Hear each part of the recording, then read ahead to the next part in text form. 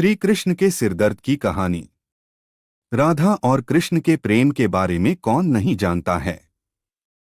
कहते हैं कि कृष्ण और राधा का विवाह नहीं हो पाया था, लेकिन दोनों में इतना प्रेम था कि आज भी दोनों का नाम एक साथ लिया जाता है। श्री कृष्ण का राधा के लिए प्रेम और राधा का श्री कृष्ण के लिए समर्पण देखते ही बनता था। शायद इसलिए अपने आप को सबसे बड़ा भक्त कहने वाले नारद मुनि को राधा से जलन होने लगी थी। यह बात श्री कृष्ण अच्छी तरह से जानते थे।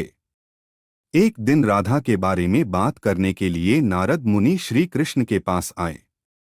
यह बात श्री कृष्ण को पता चल गई थी। जैसे ही नारद मुनि वहां पहुंचे तो श्री कृष्ण उन्हें देखकर अपना सिर पकड़कर बैठ गए।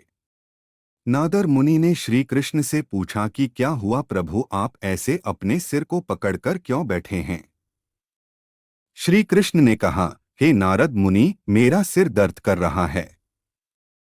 नारद मुनि ने पूछा, प्रभु इसका दूर करने का उपाय क्या है।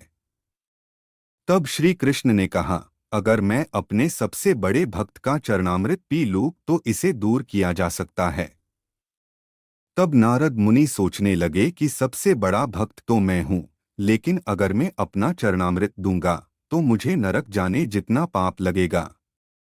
मैं प्रभु को अपना चरणामृत नहीं दे सकता।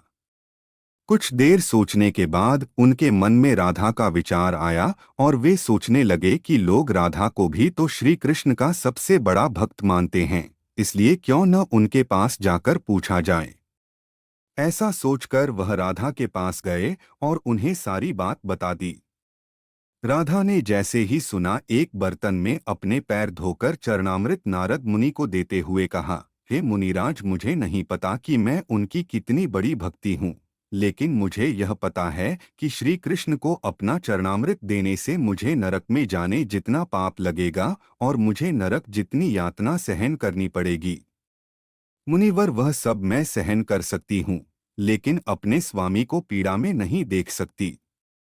यह चरणामृत ले जाकर आप उन्हें दे दें।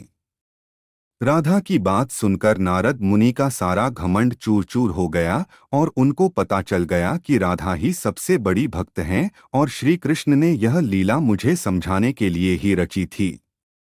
जब नारद मुनि राधा के पास से वापस आ रहे थे तो उनके मुख से केवल राधा के नाम की ही धुन सुनाई दे रही थी।